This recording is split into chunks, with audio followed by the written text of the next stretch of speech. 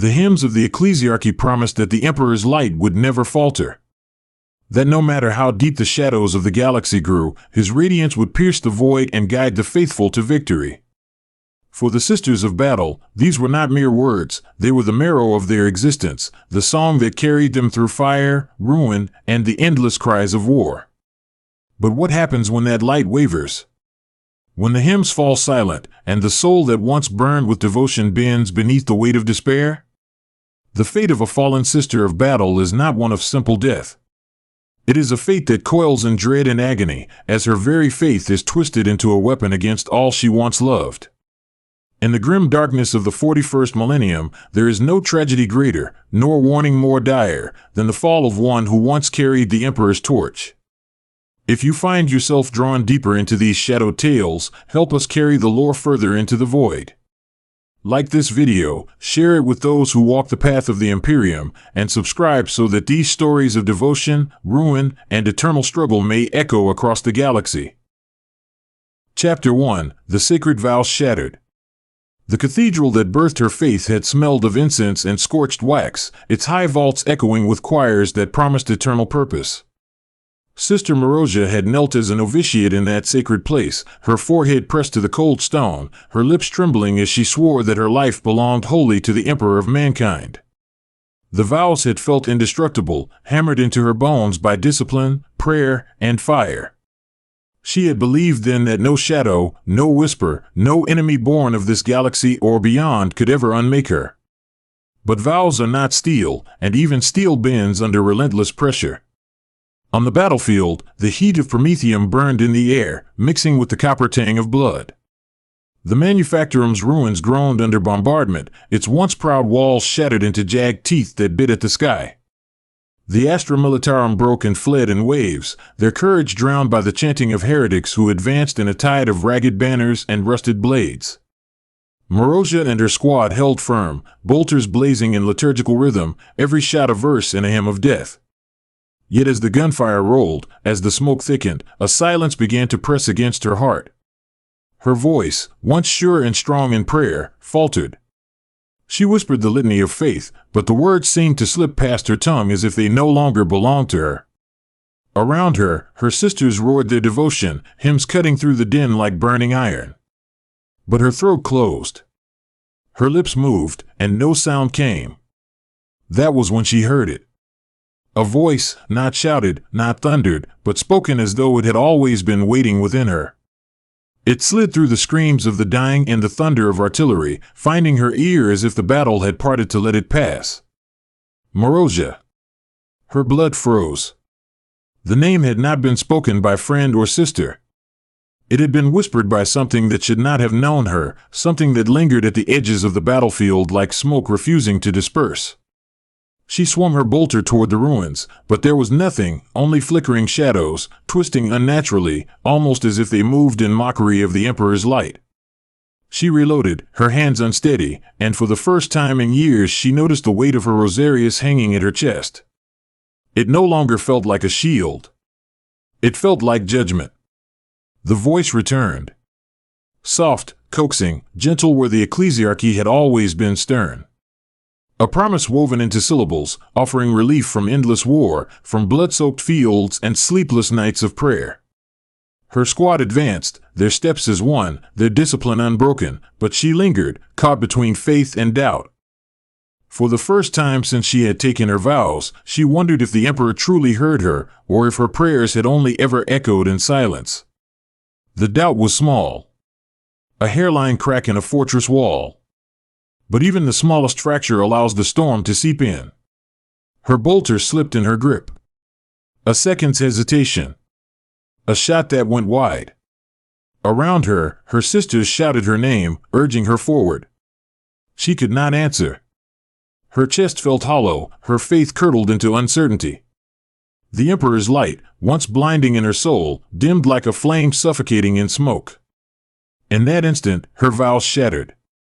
Not with thunder. Not with spectacle. But with silence, a silence that swallowed her, leaving her alone in a galaxy that had always promised she would never stand abandoned. The bombardment did not stop. It never did. The manufactorum shook as shells tore through its broken skeleton, each impact rattling dust and debris loose from the ceiling. Sister Marozia stumbled as the shockwave rippled through her, her bolter still clutched tight, though her finger no longer pressed the trigger with certainty. Around her, the chorus of her sisters filled the air with defiance, each hymn laced with wrath, each volley a proclamation of undying faith. Their unity should have drawn her back into the fold, lifted her voice to theirs. But the silence within her only deepened. She saw the heretics surging forward, frothing with madness, their eyes ablaze with devotion to gods she dared not name. They rushed through lost-fire and bolter shells, heedless of death, chanting in voices that rose as a counterpoint to her sisters' hymns. And as their cries grew, she felt her breath quicken. It was not fear of them, she had faced worse. It was fear of herself. Fear of the silence where her faith should have been. The whisper returned, curling through the roar of the battlefield like smoke through broken glass. You are weary. Her vision blurred for an instant, and she saw more than the blood and ruin before her. She saw the long corridors of her convent, the endless nights bent in prayer until her knees bled, the faces of her fallen sisters whose names had been struck from the rolls. She felt the exhaustion of a lifetime lived only for war. And the whisper wrapped those memories in gentleness, as if it understood. She shook her head violently, biting down until her teeth ached. She muttered the Emperor's name, but the words felt dry, brittle, like parchment left too long to the flame. Her rosarius clinked softly against her chestplate as she moved, and the weight of it seemed heavier with every heartbeat, as if it condemned her for daring to listen. A cultist broke through the line, screaming, his jagged blade flashing toward her. She fired, the bolter bucking against her arm, and his body was torn apart in a spray of gore. The satisfaction should have surged through her, the righteous fire of purging the unclean. But instead, she stared at his broken body and felt nothing. No triumph. No certainty. Only emptiness. That emptiness terrified her more than any demon. Her sisters pressed on, their leader's voice raised in the litanies of battle, commanding the fire line forward. She moved with them, but her steps were slow, unsteady, as though she dragged chains behind her. The whisper lingered at the edges of her mind, a voice both alien and intimately familiar, promising release, rest, and something she could not name. She wanted to scream, to drown it out, to rekindle the fire that had carried her through countless wars. But her throat betrayed her. Her lips moved, and no hymn came forth. Instead, she whispered a question. Does he still hear me? No one else could have heard it in the chaos. No sister turned her head. No enemy mocked her. But the whisper answered. Yes. The single word slid into her like a blade wrapped in silk. She should have rejected it, should have drowned it in righteous fury, but instead it rooted itself deeper. For a heartbeat, she let herself believe. And in that fragile belief, she turned her gaze away from the Emperor's light and toward the shadows gathering beyond the manufactorum walls. The moment was brief. A blink, a breath. Yet in that moment, Sister Marozia stepped across a threshold from which there could be no return. The manufactorum floor was slick with oil and blood, every step a struggle to keep footing amidst the ruin. Bolter casings clattered and rolled beneath armored boots as the sisters pressed their advance, their hymn swelling as one voice against the madness. Yet Sister Marozia drifted at the edge of their formation, her bolter heavy in her hands, her breath ragged beneath the rebreather grill of her helm.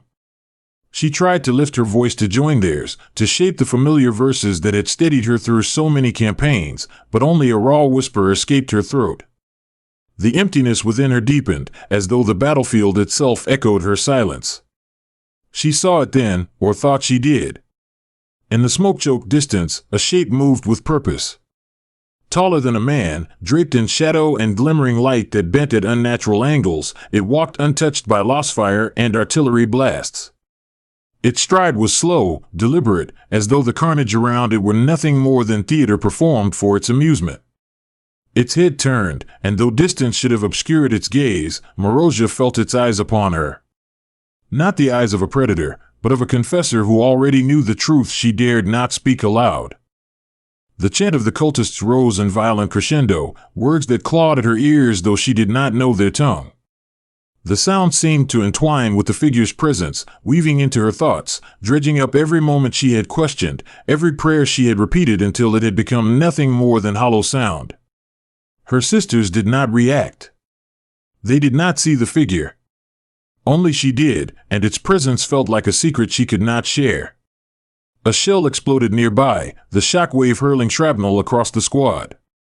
One sister fell, her armor rent open, her hymn silenced mid-verse.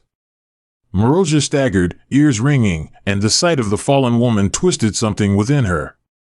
She should have cried out the rites of passing, should have burned brighter in the Emperor's name to honor the sacrifice. But instead, she froze, staring at the blood that pooled dark upon the cracked stone. Her heart did not blaze with fury. It faltered. The thought rose, unbidden, how many more? How many until we are all ash upon this ground, forgotten? Her rosarius swung heavily against her chest as she turned. For an instant she imagined ripping it free, casting it into the filth beneath her boots. The very thought horrified her, yet it lingered, as though planted by a hand unseen. The figure moved again, closer now, though she could not recall watching it approach. It raised no weapon, made no gesture of violence. Still, her pulse quickened as though she stood naked before judgment. The whispers slid into her mind, each syllable cold and intimate. You are not forsaken. You are heard. Only here will you be free. She clenched her teeth until her jaw ached, her bolter trembling in her grip. She wanted to scream denial, to call upon the Emperor with the fervor that had once come so easily. But when she tried, her voice cracked, thin and broken. Around her, the sisters roared another hymn, their voices united in fury. Her silence stood in contrast like a wound. And in that wound, the voice pressed deeper. The battlefield mirrored her collapse. The manufactorum walls seemed to lean inward, oppressive and suffocating, their jagged silhouettes like teeth ready to devour. Smoke crawled low to the ground, coiling around her legs like shackles. Every cultist she gunned down rose again in memory, their twisted faces staring back at her, mouths open in chants that matched the whisper in her skull. She realized then that the war was no longer only around her. It was inside her. The enemies at the gate were nothing compared to the one gnawing at her soul. The hymn of her sisters thundered, but she could no longer hear the words. Only the whisper. Only her name. Marozia. The hymn reached its peak, a tide of voices crashing against the howling chants of the heretics. Bolters thundered in disciplined rhythm, shells tearing ragged holes through corrupted flesh. For a moment the manufactorum floor seemed to burn with the light of defiance. Yet Sister Marozia felt none of it. The sound of her sister's unity no longer stirred her heart. Instead, it pressed upon her like a weight, each verse a reminder of the silence lodged in her own throat. She lowered her gaze to the fallen. Bodies lay strewn like broken icons across the stone, guardsmen torn apart, cultists collapsed in heaps, even two of her own sisters, their armor cracked and scorched. Once, such loss would have kindled righteous fury. She would have seen their sacrifice as fuel to burn brighter in the Emperor's name. But now the sight struck her differently. She felt only weariness, as though the endless cycle of sacrifice had hollowed her out until nothing remained but dust. The figure in the smoke stepped closer. Its form shifted, half-hidden, as if reality itself bent to keep its nature obscured. At times it seemed robed, at others armored, and in the blink of an eye it was little more than shadow given weight. Only its eyes remained constant, 2 points of unnatural brilliance that pierced through smoke and ruin to rest upon her alone. The whisper came again, softer now, tender as the hush of prayer in an empty chapel. You have given all. And still, they demand more. How much blood will you spill before you are allowed to rest? Marozia's hands tightened on her bolter until the metal bit into her gloves. She wanted to reject the words, to fling them back with scorn. Yet the question lingered, undeniable. How many years had she fought? How many campaigns had she survived, only to see the galaxy no closer to salvation? The emperors will demanded endless sacrifice, and she had obeyed without hesitation. But as she stood amidst the ruin, the certainty she had carried all her life now seemed like a chain wrapped tight around her throat. A shell struck the manufactorum wall, showering her in sparks and stone. She staggered, knees buckling, her bolter slipping from her grasp to clatter on the blood-slick floor. For an instant she knelt there, one hand pressed to the ground, the other clutching at her chest as if to hold her faltering faith in place. The rosarius swayed heavily from its chain, its glow dim, and in its reflection she thought she saw not the Emperor's light but the burning gaze of the shadowed figure. Her squad's commander shouted her name, her voice cutting through the battle like a blade. Marozia looked up, and for a heartbeat their eyes met across the chaos. In her commander's gaze burned unshakable faith, the certainty of a soul utterly unyielding. That fire should have rekindled her own. Instead, it seared her with shame. She could not match it. She could not even pretend.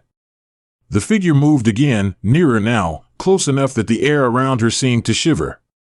Its words slithered into her bones. There is no shame in truth. You are weary. You are broken. Come and be whole. Marozia's breath hitched. She reached for her bolter, but her fingers trembled too violently to grasp it. Instead she clutched her rosarius, holding it tight enough to bruise, whispering the Emperor's name like a plea. Yet even as she spoke it, she felt the word fracture in her mouth, hollow and fragile, devoid of the certainty it once carried. For the first time since her novitiate vows, she doubted not just herself but the Emperor's gaze. And in that doubt, she felt something else seep in, a strange warmth, terrifying yet comforting, like a hand closing gently over hers in the dark. The battle raged on. Her sisters pressed forward, their hymns defiant, their bolters unrelenting. But for Marozia, the true war had already been lost. The vow that once defined her shattered fully in that moment. She did not fall to her knees in worship of the shadow. She did not raise her voice in blasphemy. She simply stood, silent and hollow, and the silence itself was her surrender. And the whisper, patient and inexorable, claimed her. Chapter 2: The Judgment of Her Sisters. The battlefield was left behind, its echoes fading into memory like the tolling of a distant bell. Sister Marozia was dragged from the ruins not by her enemies but by her own order, her armor scorched, her face pale beneath the grime of war. She did not resist. Her body obeyed out of habit, her boots moving where commanded, but her spirit had gone silent. Where once her soul had burned with hymns, there was only a hollow quiet that gnawed at her from within. Her sisters said nothing as they bound her hands and placed her under guard. Their silence was not born of mercy, but of sorrow and fury carefully veiled. The journey back to the convent was a blur. The gunmetal corridors of the transport ship pressed close, lit by harsh lumen strips that turned every shadow into accusation. She knelt in chains, her bolter taken from her, her rosarius stripped away. Around her, her sisters stood like statues, helms unturned, voices unraised. They would not look at her. To look was to acknowledge the wound she represented, and the Adeptus Sororitas were taught to cauterize wounds, not to dwell upon them. When the ship docked, the air was thick with incense and silence. She was marched through the cloisters where she had once trained, past altars where she had sworn eternal faith. The statues of saints loomed above, eyes of stone gazing down in judgment more crushing than any words. Novitiates paused in their prayer to watch as she passed, their faces a mixture of fear and revulsion. To see a sister of battle in chains was to glimpse the possibility of failure they had been told did not exist. The tribunal chamber was vast and cold, lit by braziers that filled the air with smoke heavy as a shroud. At its center stood a single podium of blackened iron, and upon it lay the Codex of Judgments, a tome of fire-scorched parchment, bound in adamant, its words as merciless as the Emperor's own decree. Behind it sat the canoness, flanked by two palatines whose eyes never left Marozia as she was brought forth. The sound of her chains echoed through the chamber as she knelt before them. Marozia, the canoness intoned, her voice a blade of iron. You are accused of faltering in your vows upon the field of battle. You are accused of silence where there should have been hymn, of hesitation where there should have been fire. Do you deny these charges? Marozia's lips parted. The answer should have been instinct, automatic. I deny. I am faithful. I am his servant until death. But no such words came. Her throat tightened, her chest constricted, and the silence that had haunted her on the battlefield returned. She bowed her head, not in humility but in failure, and said nothing. The canoness did not rage. She did not need to. The silence was judgment enough. Around the chamber, her sisters began to chant, their voices low, mournful, and unyielding. The hymn was not for her salvation, but for her condemnation, a prayer that the emperor might burn away her corruption through fire. Her heart pounded, not with defiance but with despair. She had always known the punishment for faltering. She had seen others condemned, their names struck from the rolls, their bodies consumed by purifying flame. Yet she had never imagined herself in their place. To falter was to betray, and to betray was to cease being human in the eyes of the order. The sisters would not call her by name again. She was no longer Marozia to them. She was simply fallen. The canoness closed the codex with a sound like thunder. You are judged. The chamber did not empty. The tribunal was never a moment but a ritual, a liturgy of judgment as old as the sororitas themselves. Once the canoness pronounced those words, the rest of the order assumed their part with a mechanical grace born of centuries of practice. Two sisters stepped forward and seized Marozia by the arms, lifting her with a force that was not unkind but utterly without compassion. She was placed upon a raised dais before the assembled order, where once she had knelt as a novitiate awaiting her armor. Now, she stood as a hollowed shadow of that memory, draped in chains and silence. The hall filled with incense, thick and choking, spilling from censers swung by white-robed novices. The smoke clung to her lungs, heavy and acrid, as though each breath pressed the weight of centuries upon her chest. From the shadows, a choir began to sing. Their hymn was neither triumphant nor pleading, it was the dirge sung for those whose faith had broken. It was a sound that resonated not with hope, but with inevitability. The canoness raised her hand, and the chanting dimmed. One of the palatines stepped forward, carrying a relic blade whose edge shimmered with a faint holy light. Its point rested inches from Marozia's bowed head, a reminder that even now her life was suspended by the thinnest of threads. The palatine's voice carried through the chamber like the tolling of a funeral bell. You once swore your soul to the master of mankind.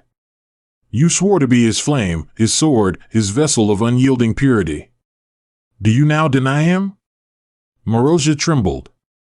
The words burned within her chest, but when she sought to give them voice, her tongue lay paralyzed. She did not wish to deny him. The emperor's visage still haunted her dreams, his golden radiance still burned in her memory. But no matter how she reached for him now, her prayers returned void, unanswered, as though cast into a void without echo. Her silence stretched long, unbearable, until it became its own answer. The palatine withdrew, her expression hidden behind the sculpted mask of her helm.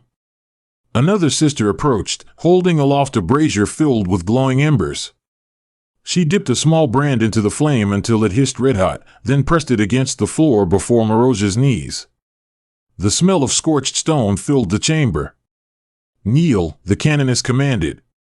Marozia lowered herself, chains clattering as she sank onto the cold stone. The heat from the brand seared against her skin though it had not yet touched her flesh, a promise of what awaited. She bowed her head, her tears indistinguishable from the sweat that rolled down her face as the canoness spoke again. You are not yet condemned to flame. The emperor's mercy endures even for the faltering.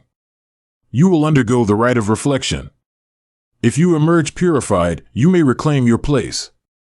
If you fail, her voice hardened. Then your ashes will be scattered into the void, nameless and forgotten.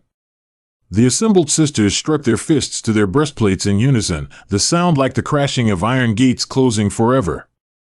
Marozia flinched. She understood the weight of those words. The rite of reflection was no absolution, it was survival. Few emerged from it whole. Many never emerged at all. She was seized again, the brazier following close behind. Chains rattled as she was led deeper into the convent, through corridors lined with statues of martyrs and saints who had burned gladly for their faith.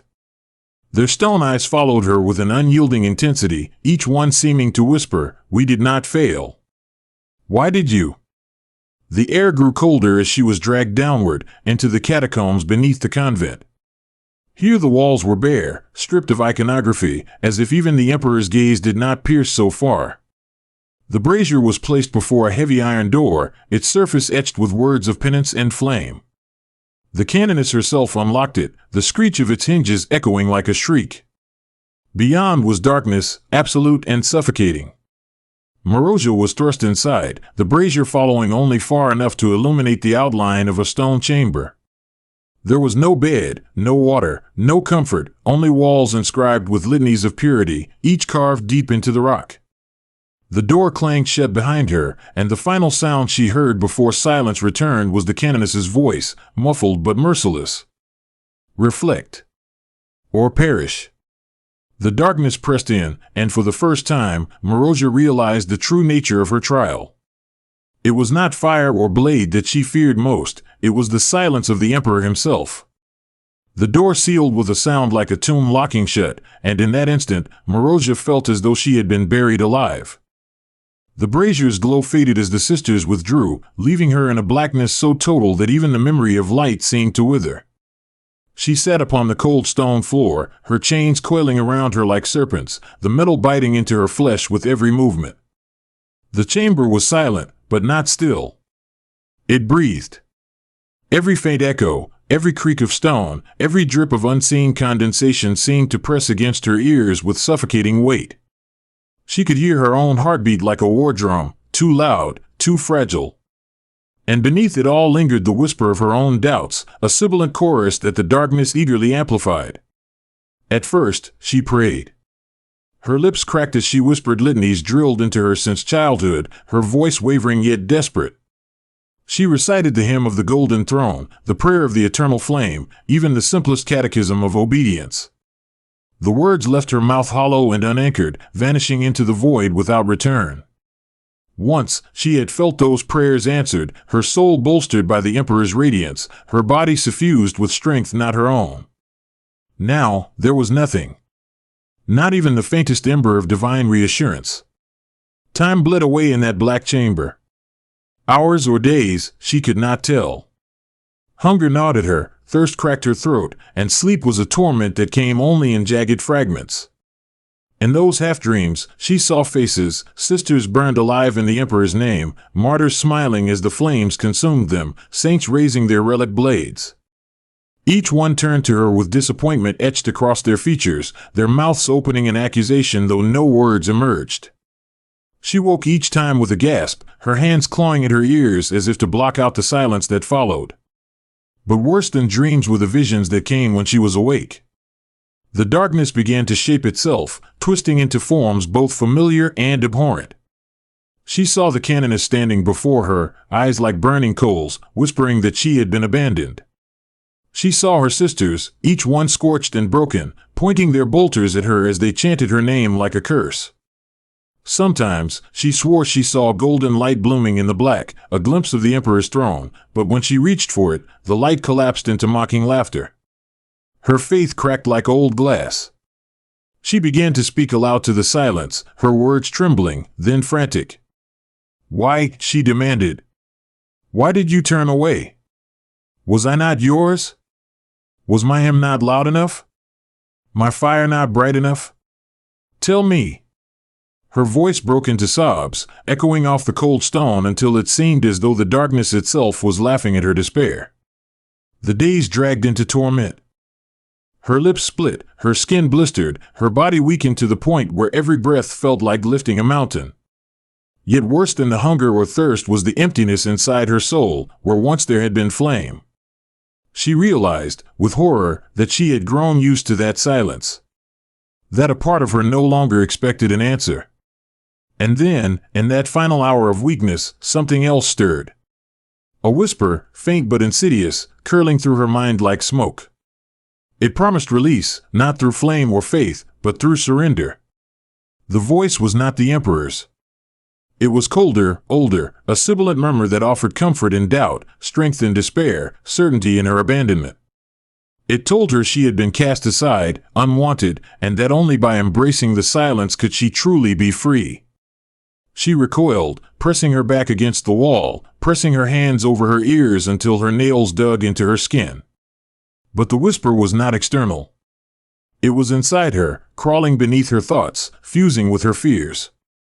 She realized then why so few emerged from the rite of reflection whole. The silence itself was a crucible, and within that void, other voices could creep in.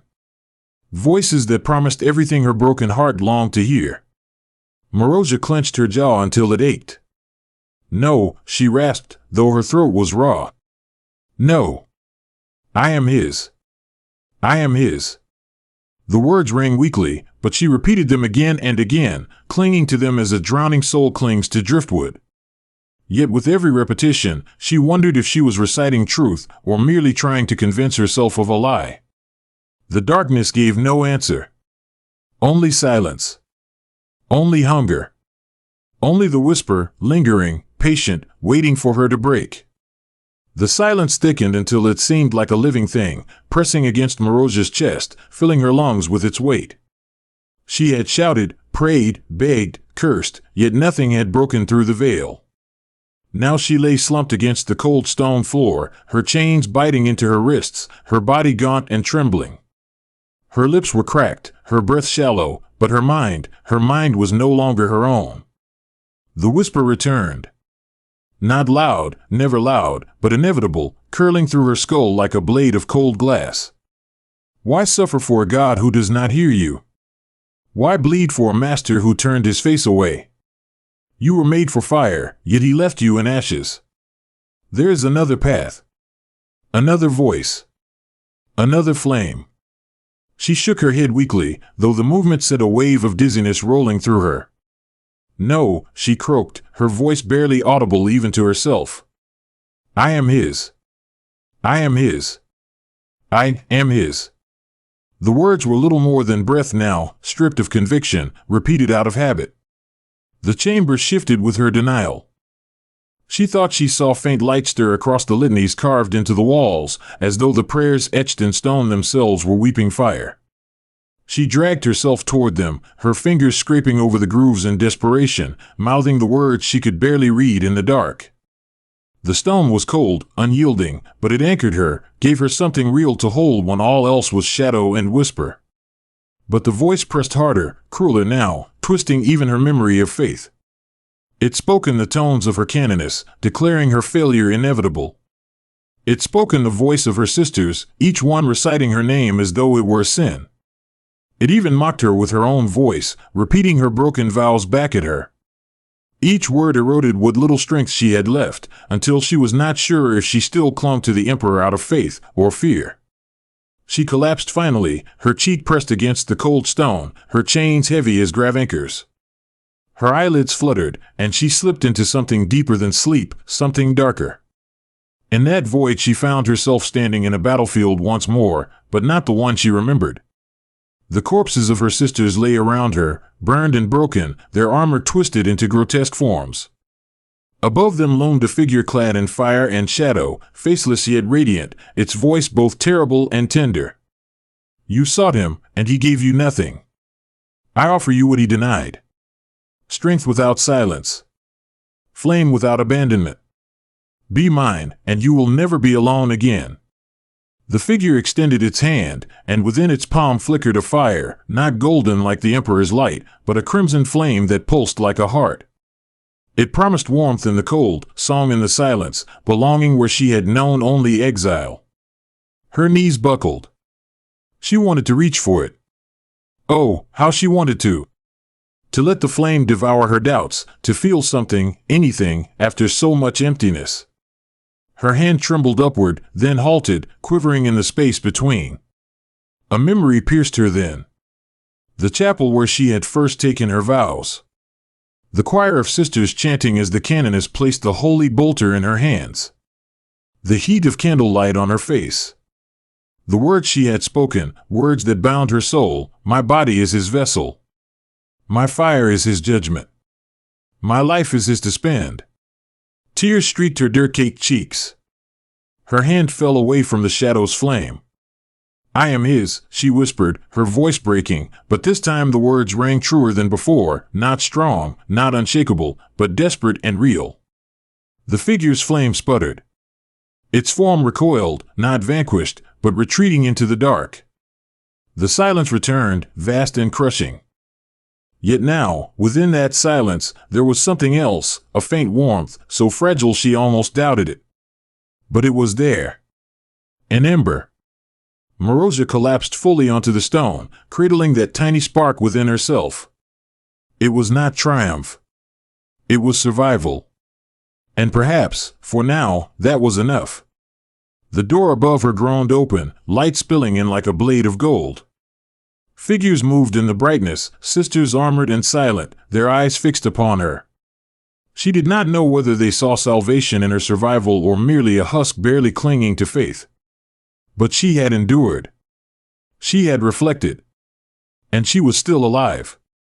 For the Adeptus Auritas, that was judgment enough, though her fate was not yet decided. Chapter 3: The Scars of Survival. The light that flooded into the chamber was blinding, not for its brilliance but for the sheer violence of its return after so long in darkness. Marozia flinched, her eyes watering as she raised a trembling hand to shield herself. Chains rattled with emotion, a hollow reminder that she was not yet free, not yet absolved. Two sisters stepped forward, silhouettes wreathed in the golden glow of the brazier they carried. Their armored hands seized her beneath the arms and hauled her upright. Her legs buckled, her body little more than a husk after endless days without food or water, but they did not relent. She was dragged into the light, every step scraping the chains across the stone until the sound became unbearable. The convent above had never seemed so alien. Once, it had been home, a sanctum where she had prayed, trained, and fought alongside her sisters. Now its vaulted arches and hallowed statues loomed like executioners, their eyes of carved marble boring into her as if to ask whether she truly belonged among them. Incense hung heavy in the air, suffocating rather than sanctifying. She was brought again before the tribunal, this time unbound but barely standing, her body quivering with exhaustion. The canoness regarded her with the same stillness as before, her face a mask carved from stone. The palatines flanked her, and behind them, row upon row of sisters watched in silence.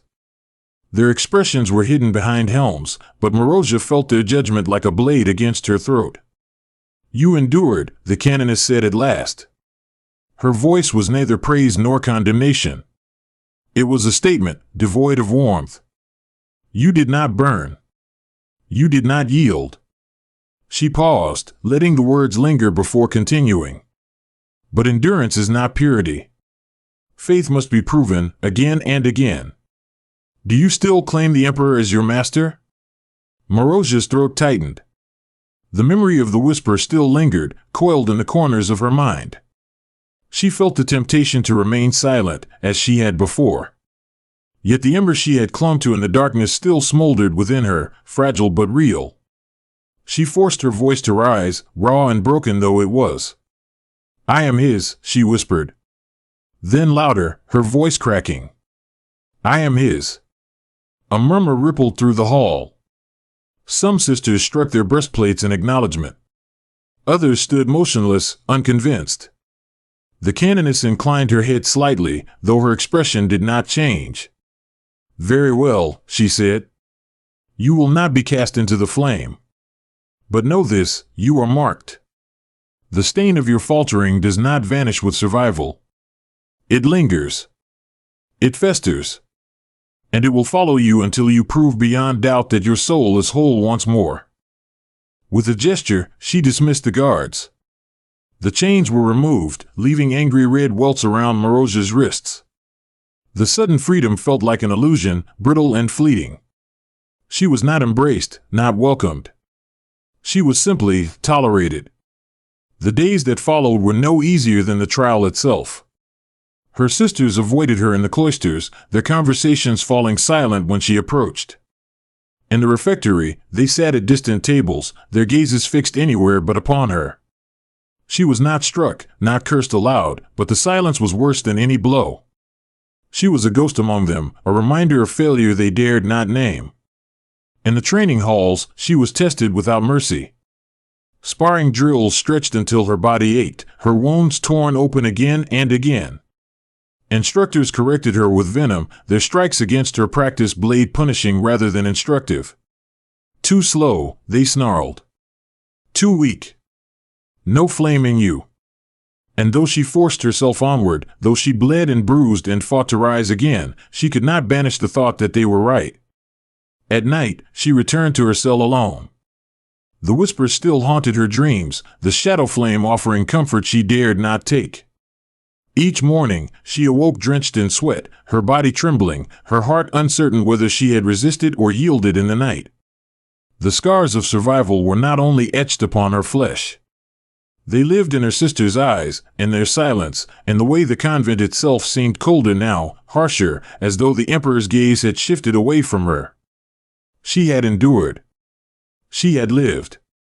But the question that consumed her was whether she had truly returned, or whether she was merely walking the path of the damned, waiting for the final step into shadow. The days passed like slow poison, seeping into every corner of Marozha's existence. Her sister's silence became its own weapon, more cutting than any blade. In the cloisters, their chants seemed to swell in volume when she entered, each word to him she was no longer worthy to join. In the training halls, every drill became an ordeal, not to hone her skill but to expose her weakness.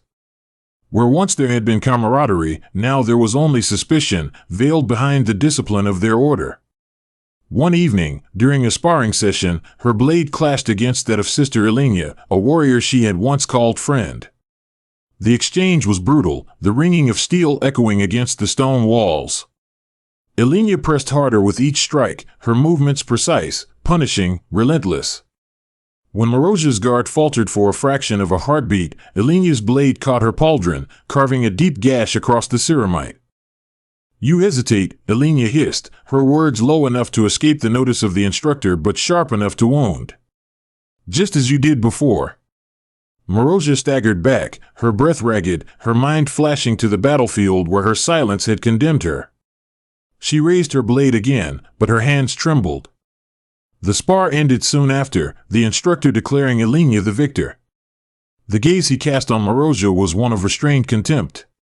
Later, in the refectory, whispers carried where silence once reigned. Sisters leaned close to one another, their voices low but pointed. Why was she spared? The canoness should have burned her.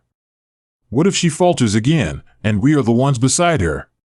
The words were not spoken to her face, but they did not need to be. Their weight settled over her like chains heavier than those she had borne in the right. Even the novices looked at her with wide, fearful eyes, as though she carried contagion. She caught one muttering a prayer beneath her breath when Marozha passed, her fingers tracing the Aquila as if warding off corruption. Marozha did not rebuke her. In truth, she wondered if the girl's prayer was not for protection from her, but for her soul. Nights were no kinder. Alone in her cell, she lay awake, staring at the flickering lumen globe overhead. The whispers returned in the stillness, curling around her thoughts with unbearable patience. They will never accept you.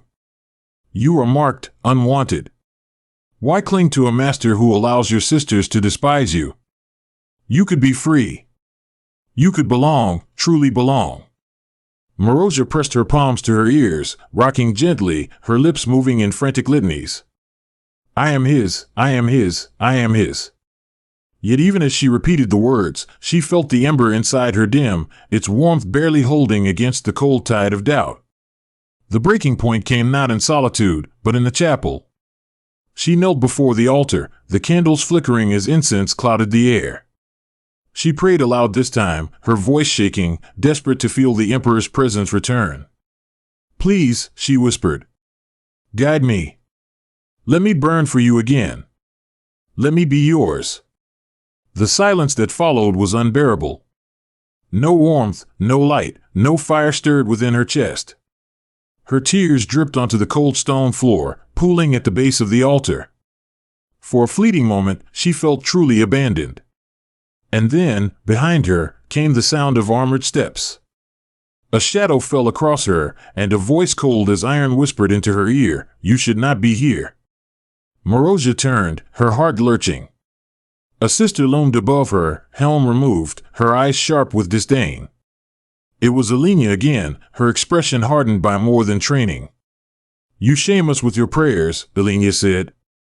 "The Emperor does not hear traitors. Do not think your survival makes you one of us."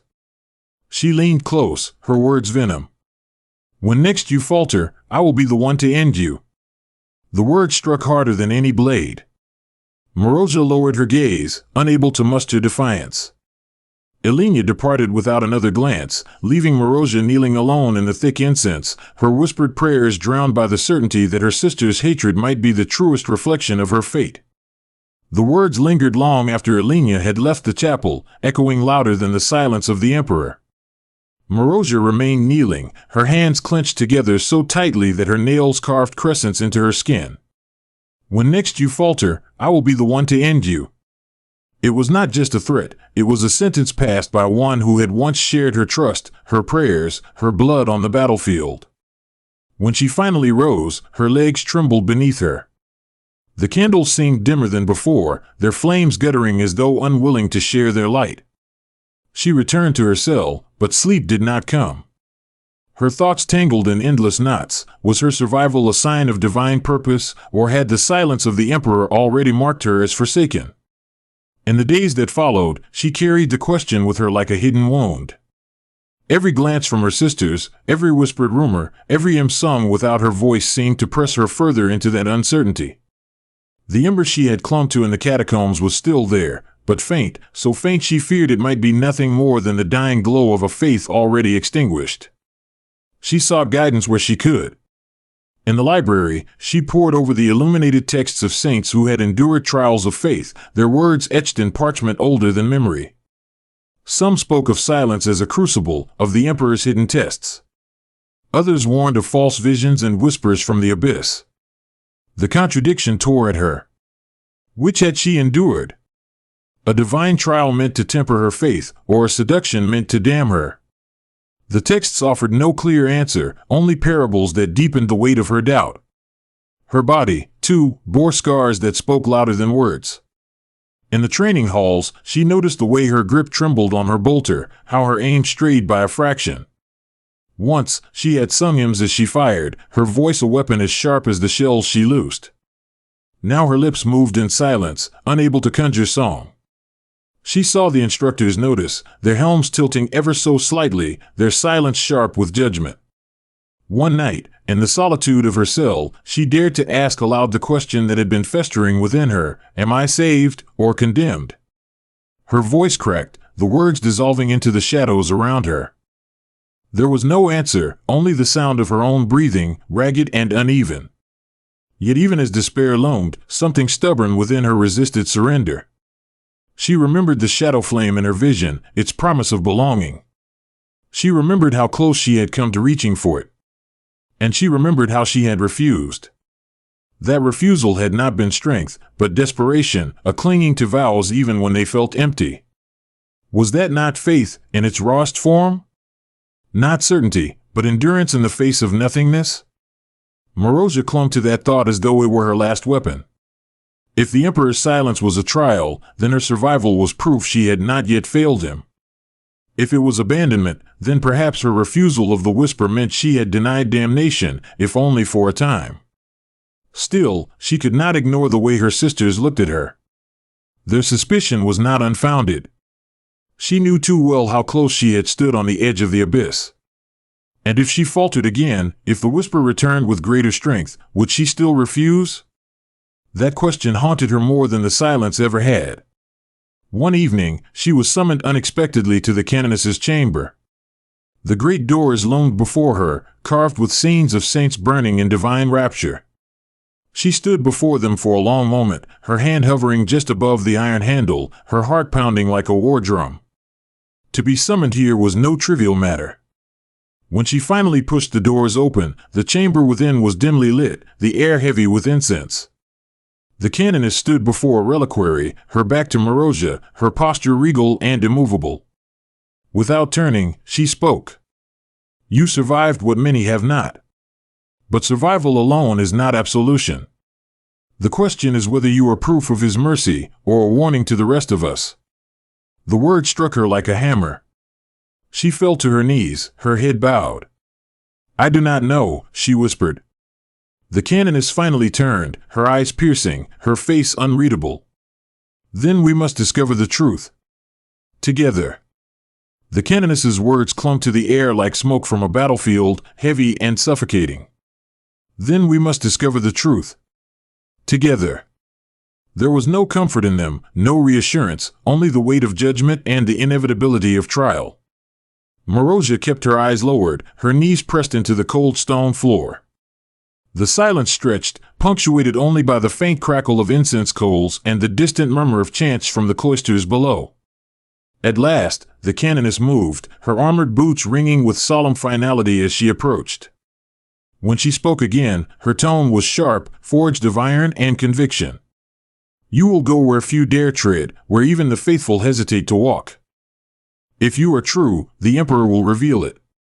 If you are false," her voice faltered only for a fraction of a second, a subtle shadow crossing her otherwise unshakable presence. "If you are false, then the abyss you denied will claim you fully." Marozia's throat tightened, but she forced herself to respond. "Where must I go, Mother?" The canoness regarded her for a long moment, her eyes unreadable, as though weighing the balance of Marozia's soul. Then she gestured toward the reliquary at her side.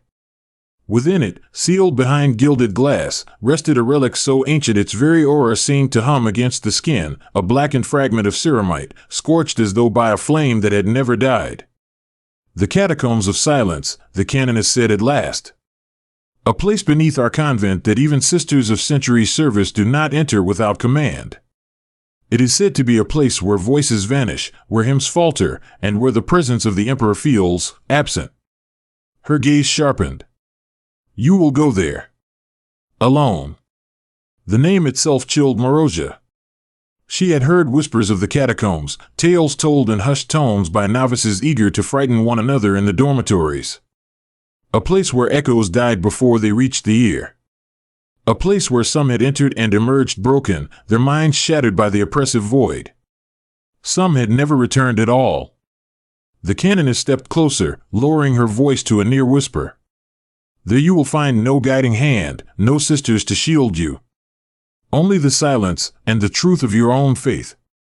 If the Emperor wills it, he will reveal himself.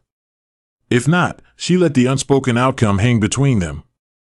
Marozia bowed her head deeper, the weight of the task pressing her chest like a stone slab. Yet there was no choice. Refusal would mean the canoness's blade, and perhaps worse, the confirmation that Alenia's threat had been justified. She forced her voice steady. "I will go." A flicker of something, approval, perhaps pity, passed through the canoness's gaze. "Then prepare. Tonight, when the convent bells toll for the night watch, you will descend. Take no weapon, no torch, no relic save your faith. That is the Emperor's will." When Marozia was dismissed, she left the chamber in silence, her footsteps echoing hollowly down the stone corridors. Her mind reeled, torn between dread and resolve. The catacombs of silence were no battlefield, no orc horde or chaos cult to fight with bolter and flame. This was a trial of the soul, naked and unarmed, and she could not help but fear that she was already defeated. That evening, as the bells rang their solemn call, Marozia stood before the sealed gate at the far end of the convent crypts. Two sisters of the watch flanked the gate, their helms hiding any trace of emotion. Without a word, they turned the massive keys, iron grinding against iron, and the gate yawned open to reveal a stairway descending into darkness so complete it seemed to swallow the torchlight whole. Marozia stepped forward, her heart pounding. The scent of old stone and damp air rose to meet her, and with it, the faintest trace of something else, something metallic, acrid, like the ghost of Prometheum long extinguished. She carried no weapon, no candle. Only her trembling hands and the Emperor's sigil burned into her memory. As the gate closed behind her with a final, echoing clang, sealing her in, the darkness pressed against her like a living thing. Each step downward was heavier than the last, her breath loud in the suffocating silence. And for the first time since her fall, she realized what true terror was, not the whisper of chaos, not the judgment of her sisters, but the prospect of facing the Emperor's silence with nothing but her fractured soul. Her last thought before the stare vanished into utter blackness was a prayer half formed: "If you are there, do not leave me alone." The silence gave no answer. Chapter 4: The Catacombs of Silence. The first breath Marozia drew in the catacombs was unlike any she had ever taken. It was thick, heavy, and lifeless, as though the very air had been drained of vitality centuries ago. Each inhalation rasped in her throat, scratching against the silence that wrapped around her like a shroud. She had expected echoes, her footsteps, her breath, the rustle of her habit, but there were none. The stone swallowed sound whole, leaving her with the unnerving impression that even her heartbeat no longer reached her own ears. The stair wound down and down, slick with condensation, forcing her hand against the cold wall to steady herself. Her palms slid across grooves carved by generations of sisters who had descended before her, each mark a silent testimony to trials faced and endured, or failed. She tried to summon prayer, but her lips felt numb, her voice refusing to rise. The words of the litanies of faith crowded in her mind yet dissolved before reaching her tongue, as though language itself had abandoned her.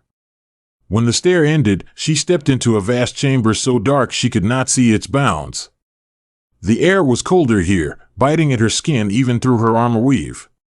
She paused, straining her senses, but the silence was absolute.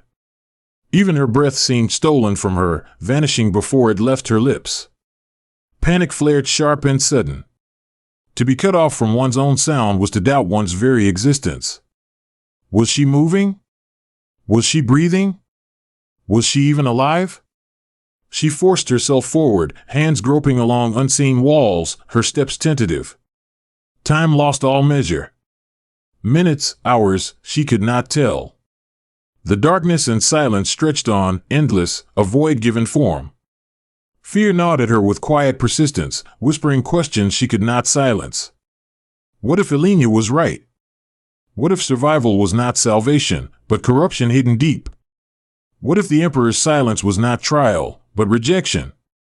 Her fingers brushed something different, an indentation in the wall, smoother than stone, almost polished. She followed it, tracing the outline of what felt like script. Relief sparked for a heartbeat, words, carved into the wall, a sign, a message. She strained to read, but the silence pressed so heavily that her eyes refused focus, her mind fogging as though thought itself was being leached away. The words blurred into meaningless grooves. She sank to her knees, her body trembling. For the first time since her fall, she felt utterly abandoned. Even in the catacombs where she had nearly died, she had sensed something, if not guidance, then at least resistance. Here there was nothing. No whisper, no vision, not even her own voice. Only the endless dark. And then, faint. So faint she thought she had imagined it. A flicker of light. Her head snapped up, heart hammering. At the edge of sight, a glow shimmered, a dim, wavering radiance like a candle flame seen through fog. She staggered to her feet and stumbled toward it, each step desperate, reckless. The glow pulsed, steadying as she approached, until it revealed itself not as a candle, but as a figure. A sister knelt before her, clad in armor scorched black, her hands clasped in eternal prayer. Her body was stone, her face frozen in rapture or agony. The light emanated from her hollow eyes, burning like embers in a skull. Marozia's breath caught. She knew the stories, sisters who had entered the catacombs and never returned, their forms transfigured into silent statues, entombed as relics of failure or triumph none could name. The stone sister's mouth parted slightly, and for the briefest instant, Marozia thought she heard something. Not sound, never sound, but a pulse against her soul, like a thought not her own. It was not words, but a sensation, belonging, surrender, release.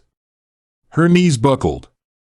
She wanted to collapse beside the figure, to lay her hands in mirrored prayer, to let the silence claim her and end the torment of doubt.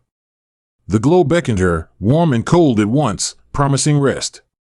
Her hands trembled as she reached out, fingers inches from the stone sister's clasped hands. And then the ember within her flared again, sharp and defiant. She tore her hand back, gasping though no sound escaped, clutching at her chest as though she could hold the fragile spark inside her heart. The light in the Stone Sister's eyes flickered, as though recoiling, and the chamber seemed to shudder with unseen breath.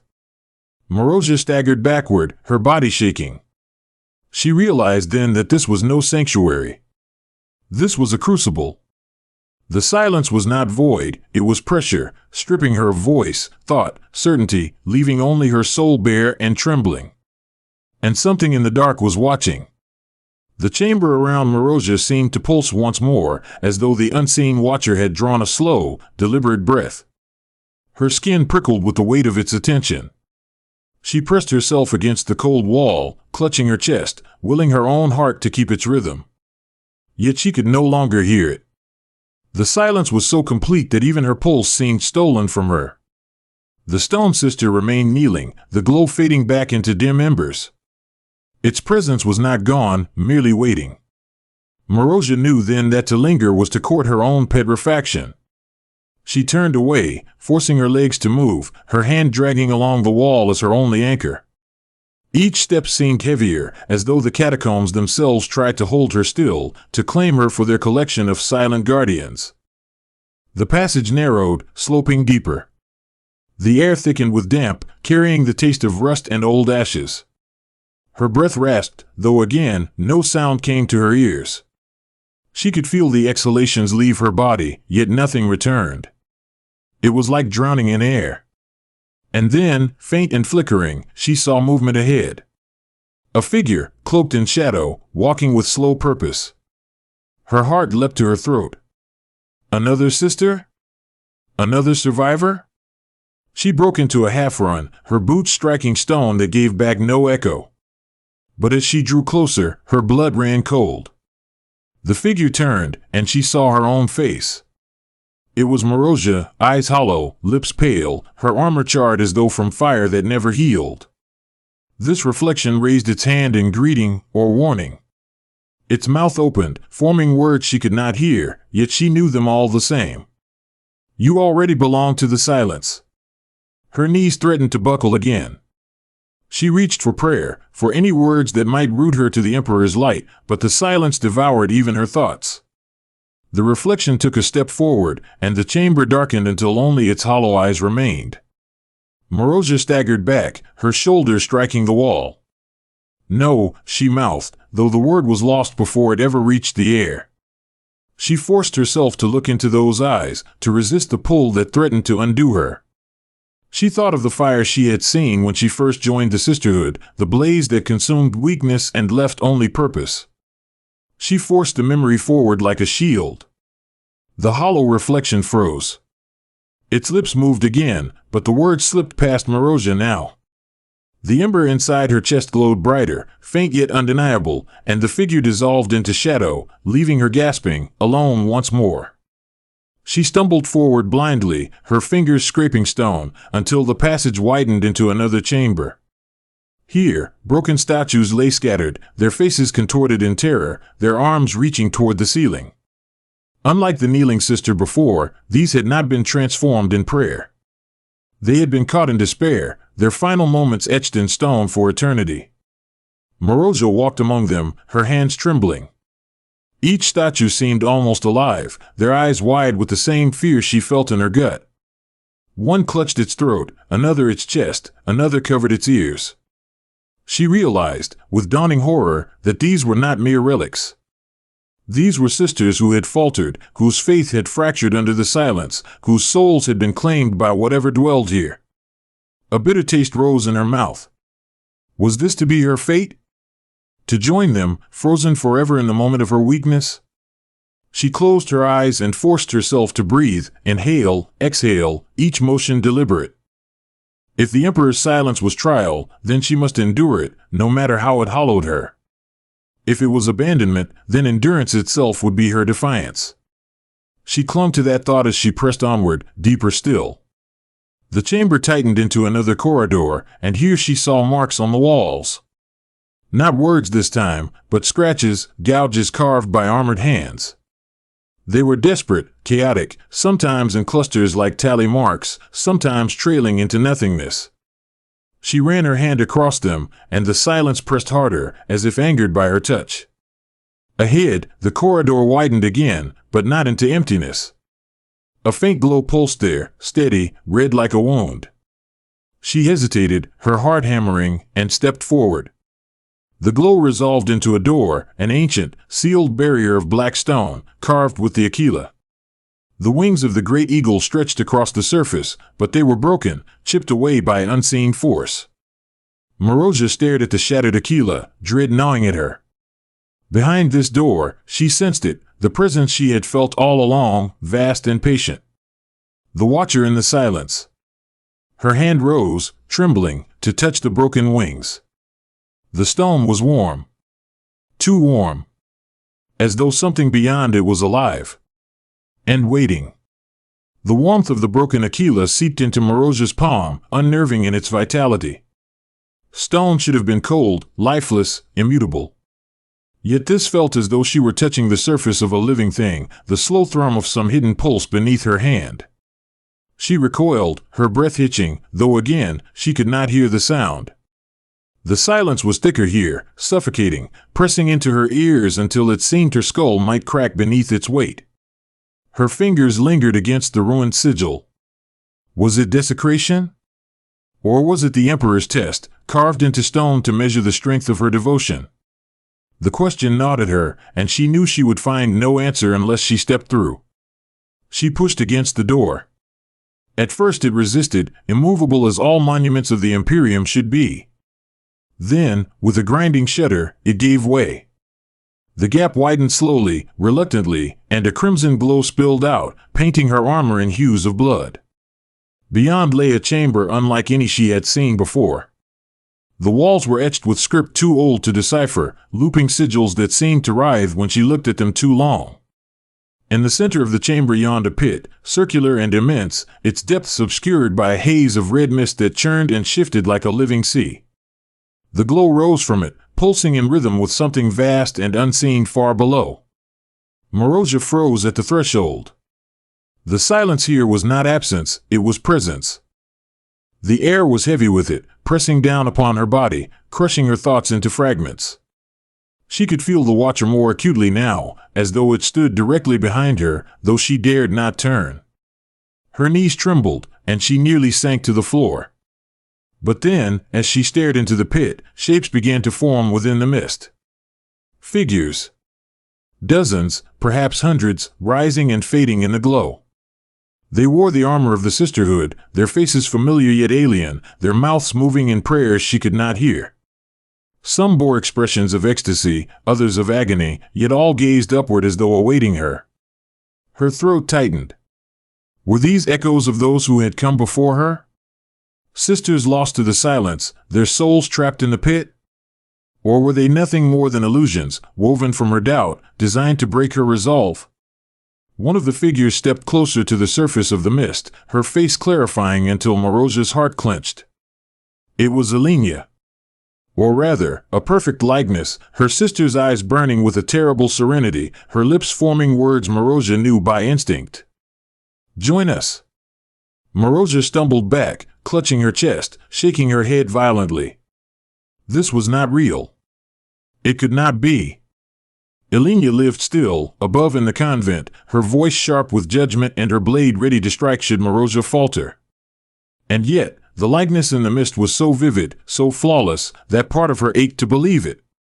Her vision blurred, and for a moment she thought she saw herself among them. Another Marozia, kneeling at the edge of the pit, her hands clasped in silent prayer, her face serene at last. A peace she had not known since her fall. The sight lanced through her heart like a blade. She fell to her knees, her hands gripping the edge of the broken Aquila doorframe, her mind teetering on the edge of surrender. The silence whispered, not with sound, but with certainty. Why struggle? Why bleed? Here, all is rest. Here, you are no longer judged, no longer alone. Here, you belong. The ember within her guttered, nearly extinguished. She felt the pull of the mist, of the figures waiting with open arms. One step forward, and it would all end, the doubt, the pain, the weight of suspicion. But then another memory surged, unbidden. The canoness's eyes, piercing and unrelenting, as she spoke, if you are true, the Emperor will reveal it. If you are false, the abyss will claim you. Marozia gritted her teeth, forcing herself upright. She would not step into the pit. Not yet. If this was a test, then she would endure it, even if it broke her. Her trembling voice, inaudible in the crushing silence, formed the words anyway, I am his. Even in silence, even in doubt, I am his. The mist writhed violently, the figures within convulsing as though struck. The glow flared, searing red, then dimmed to a faint ember. The Watcher's presence withdrew, only slightly, but enough that Marozia could draw breath again. She staggered back from the pit, collapsing against the cold wall of the chamber. Her body shook with exhaustion, her throat raw from words that made no sound. But she was still herself. She had not knelt. She had not surrendered. Not yet. And somewhere in that endless silence, she thought, though she could not be certain, that something had changed. A flicker, faint and immeasurable, like the ghost of a blessing. The crimson glow dimmed, receding like the ebb of a tide, yet the chamber's silence grew heavier still. Marozia pressed herself against the wall, every muscle trembling. Her chest rose and fell in ragged rhythm, though she could not hear it. The pit before her seemed to sleep now, its surface calm, but she knew with dread certainty that the Watcher lingered still. Watching. Waiting. Her thoughts frayed at the edges, unraveling under the endless absence of sound. She tried again to summon prayer, to speak even a single word aloud, but the silence devoured them before they ever reached her lips. The ember within her flickered desperately, but she feared it was too faint to last much longer. Then, without warning, the chamber shifted. Not with noise, never noise, but with motion felt rather than heard. The walls seemed to breathe. The pit stirred, its red haze curling like tendrils, and from its depths rose a new vision. It was not faceless this time. It was not Elenia. It was the Emperor. Or what her mind desperately wanted to believe was him. A figure of blinding light ascended from the mist, radiance so sharp it carved the chamber into stark relief. The broken Aquila above the door gleamed as though made whole again. Marozia fell to her knees, her heart seizing with awe and terror. The figure's face was obscured by light, yet familiar all the same. It raised a hand in benediction, its aura suffusing her with warmth that threatened to unmake every ounce of resistance she had left. She wanted to weep, to collapse, to surrender utterly. Here was the answer to her prayers, the end of her torment. The Emperor, revealed at last, reaching to draw her home. But even as her hand began to rise, hesitation struck. The warmth was too perfect, too consuming. It smothered her doubt, erased it entirely, and for the first time she realized that doubt itself was not her enemy. Doubt had kept her from the shadow flame. Doubt had kept her from surrendering to the Stone Sister, from stepping into the pit. Doubt, painful and suffocating as it was, had been the crucible that tempered her faith. This light, this false perfection, sought to take it from her. Her breath caught. She forced her gaze away from the radiant figure, clenching her eyes shut. The warmth faltered. The silence pressed harder, furious now, its weight a storm inside her skull. When she opened her eyes again, the figure's light had cracked, splitting down the middle like shattered glass. Beneath the golden facade writhed something vast and indistinct, shadow and flame entangled, shifting too quickly for her to name. Her stomach turned. It had been a mask. The abyss had worn the Emperor's face. Marozia's body shook violently, her strength threatening to collapse beneath the revelation. Yet the ember within her flared brighter than ever before, not with certainty, but with defiance. She staggered to her feet, her voice breaking in a prayer that could not be heard. Even if he is silent, I will not bow to you. The pit erupted. The haze surged upward, writhing tendrils lashing out, battering her body, searing her skin with phantom fire. The vision collapsed in on itself, the chamber quaking with pressure so intense she thought her bones might splinter. Yet through it all she remained standing, her body swaying, her lips moving ceaselessly in silent prayer. The false light shattered fully, and with it, the presence withdrew. Not vanquished, but driven back. The chamber fell still once more. And for the first time since she had entered the catacombs, Marozia thought she heard something. not with her ears, but with her soul, a single note, faint as the memory of song. It was gone as quickly as it came, leaving only silence behind. Yet it was enough. She collapsed to the floor, utterly spent, tears streaking her face. She did not know if she had passed the trial. She did not know if the Emperor had truly reached for her, or if it had been nothing but another mask. But she knew this: she had endured. She had not yielded.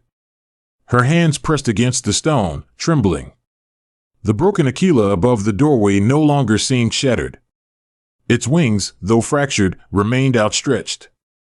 Perhaps broken faith was still faith, so long as it clung to him. With what strength remained, Marozia rose and turned back toward the passage she had entered. The catacombs had not claimed her, not yet. But she could not shake the lingering thought that the silence was not done with her. Chapter 5: The Judgment of Ashes. The corridor that carried Marozia out of the catacombs felt longer than it had when she first entered. Each step was a battle, her legs heavy with exhaustion, her body trembling as though wrung dry. The silence still clung to her like a second skin, seeping into her marrow, but the faint memory of that single, fleeting note remained lodged within her heart. It was her anchor. Her ember. When at last she emerged into the cloister, the light of the chapel struck her like a hammer. Even the dim glow of votive candles burned her eyes after the abyss. She raised a hand to shield her face, blinking furiously, and the air around her seemed alive with sound, whispered prayers, the rustle of robes, the faint hiss of burning incense. She gasped. She had thought she would never hear again. The canoness stood before the altar, robed in sable, her presence carved from stone. Around her gathered the sisters of the order, silent and watchful. Their armor gleamed in the candlelight, but their faces were hidden behind their helms. Marozia felt their eyes on her all the same, measuring, weighing, ready to cast their judgment. She staggered to the center of the cloister and dropped to her knees.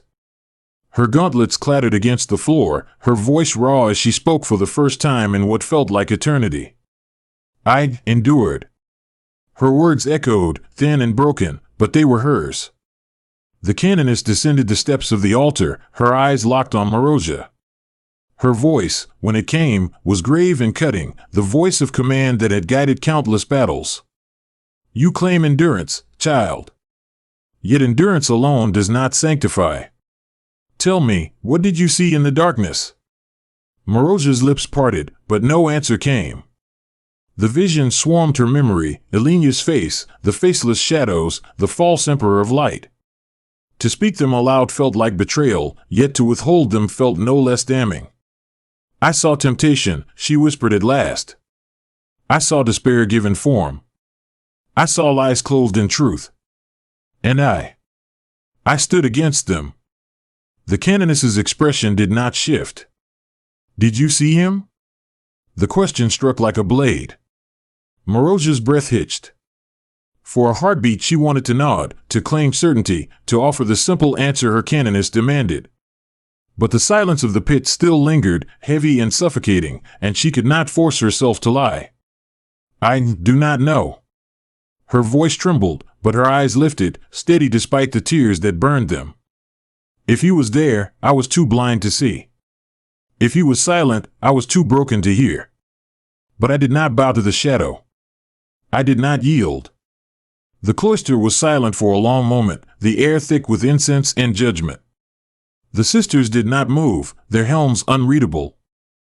The canoness studied her, gaze sharp as a blade, and for a moment Marozia feared she had doomed herself. Then the canoness knelt.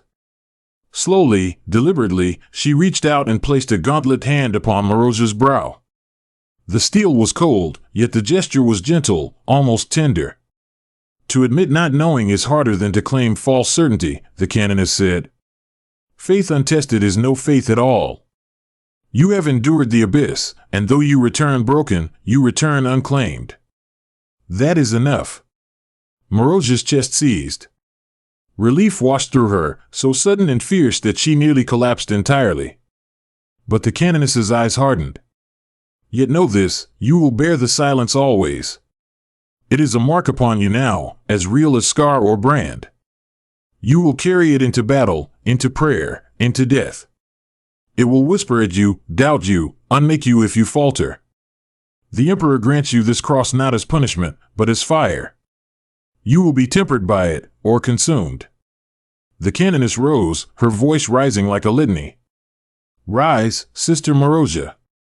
No longer a novice. No longer a supplicant. Rise, for your war begins anew.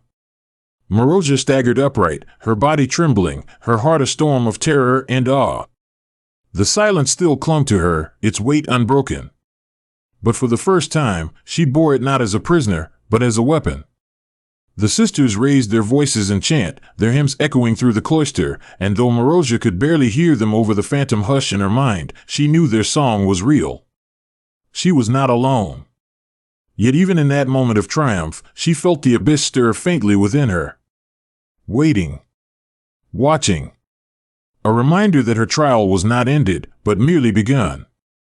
The arming chamber smelled of oil and incense, a place where steel and sanctity were bound as one. Rows of weapon racks stood like shrines, their contents gleaming beneath the flicker of lumen strips. A servitor moved along the chamber's edge, its vox grill whispering fractured catechisms as it polished a bolt gun's casing. Marozia stood in the center, stripped of her ruined armor. The scars of battle and the marks of her ordeal ran across her skin like scripture, each wound a testament to survival. She could almost feel the catacombs pressing upon her still, the weight of silence pressing against her lungs, but here the air was filled with the thrum of ritual.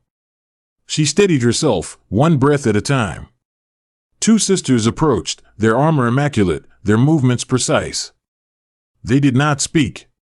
Instead, they carried the sacred plates of power armor piece by piece, presenting each as though it were relic and offering. The canoness watched from the shadows, her eyes sharp and unyielding.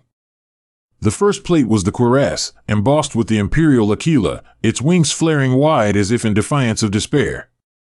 As they placed it upon her shoulders, Marozia whispered the oath of binding, her voice still hoarse yet steady, my life for his glory, my soul for his will, my death for his name. The silence within her stirred, but she pressed the words through it, forcing them into being. Next came the gauntlets, each etched with the sigils of her order. As they locked into place, she remembered her trembling hands in the catacombs, the way her grip had faltered, the way her rosarius had felt like judgment. Now, as the metal closed around her flesh, she flexed her fingers and felt the strength return. The canoness's words echoed in her mind, you will carry it into battle. You will be tempered by it, or consumed. The final piece was the helm, its visage stern and unyielding. When it was lowered over her head, the world narrowed to the hiss of the armor's seals and the faint hum of the vox. Her breath sounded loud, mechanical, in her ears, and for a moment she feared the silence would return to smother her utterly. But instead, the hymn of her sisters filled the chamber. Their voices rose in measured cadence, the litany of the sword, a chorus that wrapped around her like flame. For the first time since her descent, she sang with them.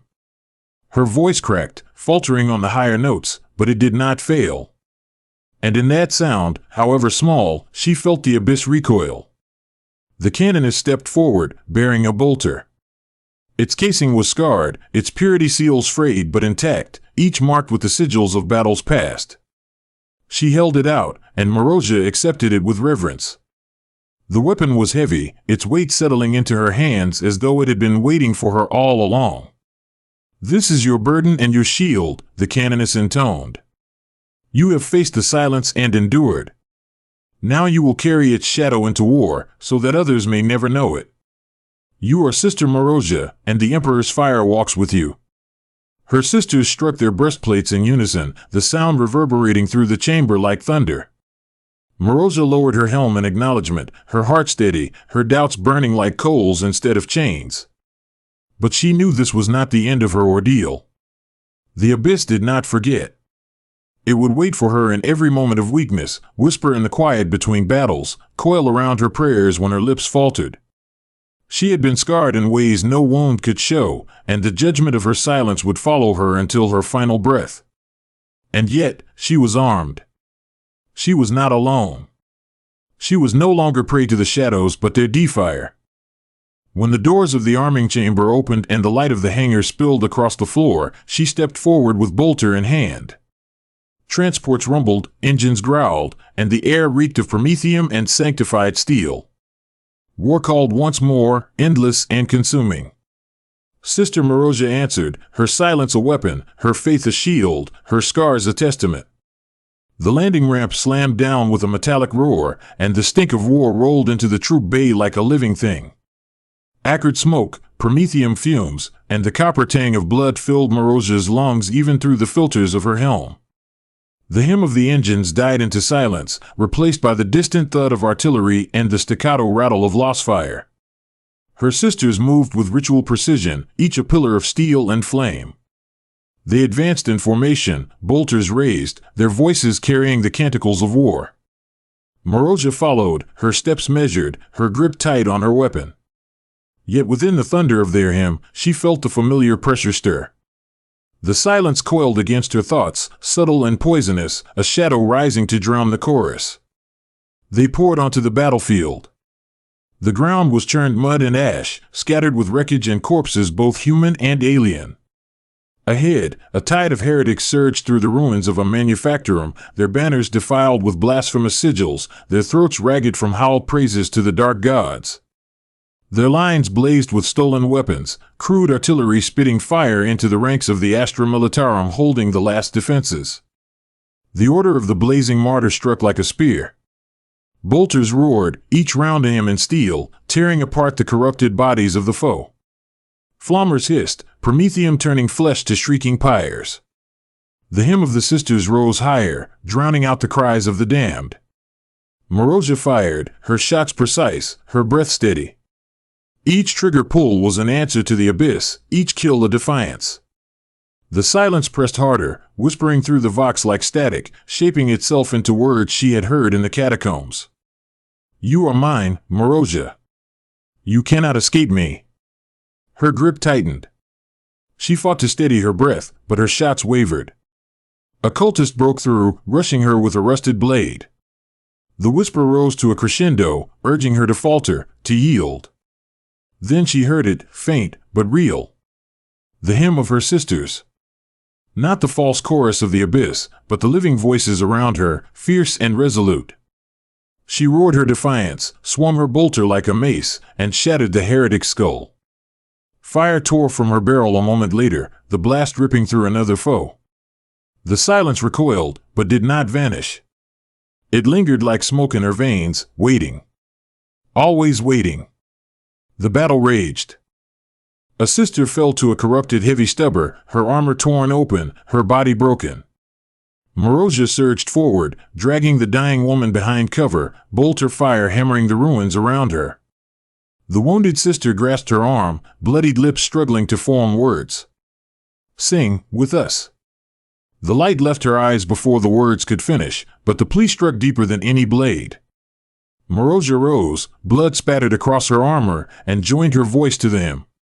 Cracked though it was, raw though it sounded, it was hers. Each note was a shield against the abyss.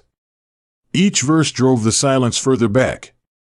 The manufactorum burned. The enemy broke. The sisters advanced, relentless, their hymn shaking the ruins like thunder. Marozia fought among them, every shot, every step, every word of the canticle binding her back into the living flame of her order. When at last the heretic line collapsed and the field fell quiet save for the groans of the dying, Marozia stood amid the smoke, her bolter heavy in her hands. The silence stirred again, faint but ever present, promising it would return. But she no longer faced it alone. Around her, her sisters stood unbroken, their hymn still echoing in the ruins. She looked down at the fallen, both sister and foe, and understood. Her fate was sealed, not as victim of the abyss, but as its challenger. She would bear its shadow until her death. And in bearing it, she would make of herself a weapon sharper than any blade. The battlefield lay silent in the aftermath, but it was a silence that throbbed with memory. Smoke rose in slow, curling pillars, carrying the acrid scent of promethium and the sharp tang of blood. The ruins of the manufactorum smoldered like a wound, and Marozia moved among them, her boots crunching over rubble and broken bones. The hymn of her sisters had faded to a murmur, leaving only the soft hiss of the wind through shattered walls. Her armor was scorched, dented, and streaked with blood, yet it felt lighter than it had in the catacombs. The trial she had endured beneath the convent had tempered her resolve. Every scar, every wound was no longer merely a mark of survival, but a symbol of defiance. The silence still whispered at the edges of her mind, probing for cracks, but she had learned to meet it not with fear, but with resolve. A fallen sister lay nearby, her body still warm. Marozia knelt beside her, hands steady despite the exhaustion that gnawed at her limbs. She whispered prayers, silent but fervent, and the ember in her chest flared once more. Even in the face of death, the faith that had carried her through the catacombs now carried her for another. The canoness approached, her boots ringing softly on the scorched floor. She did not speak immediately, only surveyed the field, her eyes sharp and unyielding. At last, she spoke, her voice a quiet echo over the ruins. "You have returned, Sister Marozia. Scarred, yes, but unclaimed by the abyss. You have endured where many would have fallen. The Emperor's judgment is not in what you saw, but in what you became." Marozia lowered her head, still kneeling, and allowed herself a breath she did not realize she had been holding. I am his," she murmured, voice steady this time, each word a defiance and affirmation all at once. The canoness placed a gauntlet hand on her shoulder. "The silence follows you still, but it shall no longer bind you. You will carry it as others carry the bolter or the rosarius, an instrument of strength, not despair. Let the battlefield test you, and let your faith guide your hand." Marozia rose, bolter in hand, scanning the ruined manufactorum. The whispering void in her mind had not vanished, but it had been reduced to a shadow, something she could sense and resist rather than succumb to. Her sisters gathered around her, their presence a shield stronger than any armor. Together, they moved forward, leaving the smoldering ruins behind. For the first time since her fall, Marozia understood what it meant to be tempered. Not unbroken, not untouched, but forged. The silence would always linger, a reminder of what she had endured, a shadow of the abyss that had tested her faith. Yet it was also a beacon, a constant, silent challenge that sharpened her devotion and steeled her will. The sun, or what passed for light through the smoke and ash, struck the broken towers ahead, casting long shadows over the field. Marozia tightened her grip on her bolter, feeling the warmth of the metal, the hum of the sacred circuitry, and the faint pulse of her ember within. She was ready. As the sisters moved toward the next battlefield, Marozia glanced back once, toward the ruins of the manufactorum. The echoes of the catacombs, the faces of the lost, and the weight of the silence lingered in her mind, but they no longer commanded her. They were her burden, yes, but also her strength. And in that truth, she knew the path ahead would be relentless, cruel, and unforgiving. Yet she would endure. She would fight. And the silence would not claim her, not while she still breathed, not while she still believed, not while she still walked the Emperor's fire. The hymn of the blazing martyr rose again, and this time, Marozia's voice carried with it a living defiance against the shadows, a declaration of survival, and the promise of war yet to come. The battlefield lay behind them, but its shadow remained. The smoke had thinned, and the stench of promethium and blood began to fade, yet the memory of screams, the weight of the fallen, and the lingering whisper of the abyss clung to Marozia like a second skin. Each step she took across the scarred earth felt heavier than before, not with fatigue, but with the gravity of what she had endured. Her sisters moved beside her, a disciplined tide of steel and prayer, bolters cradled, flammers hissing, their hymn rising as one. Marozia fell into formation, her armor battered, her helm scorched, her heart still trembling with the remnants of fear and awe. The silence, though pushed back, lingered in the corners of her mind, a patient shadow reminding her that the catacombs had not released her entirely. She had endured their trial, but the lesson remained: vigilance over self was eternal. Ahead, the ruined manufactorum gave way to open ground, scarred by artillery craters and littered with the bodies of the heretic horde. Beyond that, a city of ash and steel awaited, its towers broken, its streets silent except for the distant rumble of enemy forces gathering. The war never ended. It could not. But Marozia felt no despair. She had walked through the abyss and returned, tempered by the fire of trial, bearing the marks of silence like sacred scars. The canoness moved beside her, her presence an anchor in the chaos. "Your path will not be easy," she said, her voice low but cutting, carrying both warning and reassurance. "The shadow you carry is yours alone, but it is not a weakness. It is proof. Proof that you have faced the void and refused to kneel. Others will falter. You will endure. And through you, the Emperor's light will burn brighter in the darkness." Marozia raised her eyes to meet hers, the ember within her chest flaring stronger than ever. "I will endure," she whispered, and this time, the words were heard by more than her own mind. They carried with them conviction, and even in the lingering hush of battle, they resonated. Around her, the sisters began the march forward. Each step was deliberate, measured, a rhythm of faith and defiance against the encroaching shadow of the galaxy's endless war. The hymn of the blazing martyr rose again, soaring through the ruins, echoing across the ash-strewn battlefield. Marozia's voice joined it, raw and trembling yet steadfast, a declaration to the universe that she remained unbroken. She thought of the catacombs, the stone sisters, the pit, the false light, the abyssal whispers, and felt a strange gratitude. That trial had carved her resolve, tempered her soul, and even in its cruelty, it had granted her a clarity she had never known. Faith was not the absence of doubt. Faith was standing in defiance of it. Faith was enduring when all else sought to unmake you. The horizon was dark, streaked with smoke and fire, and yet within Marozia, the ember burned. Not with blind certainty, not with naive hope, but with the quiet, unyielding defiance of one who had faced annihilation and returned. The silence might follow her, always patient, always waiting. But it would not claim her. Not while she walked in the Emperor's fire, not while her sisters marched with her, not while she drew breath and lifted bolter, him, and heart alike. With a final glance at the ruins behind her, Marozia tightened her grip on her weapon. She did not look back again. The battle continued, the galaxy remained a crucible of war and faith, and she, scarred, tempered, and unbowed, stepped into it once more. The abyss might watch, but she would meet it with fire, steel, and unwavering devotion. Her hymn rose above the battlefield, fierce and unwavering, carrying the story of endurance, trial, and the indomitable spirit of a sister forged in silence. And so, Sister Marozia walked forward into the endless war, the echo of her ordeal shaping her, the ember within her chest unextinguished, and the Emperor's fire blazing in her soul.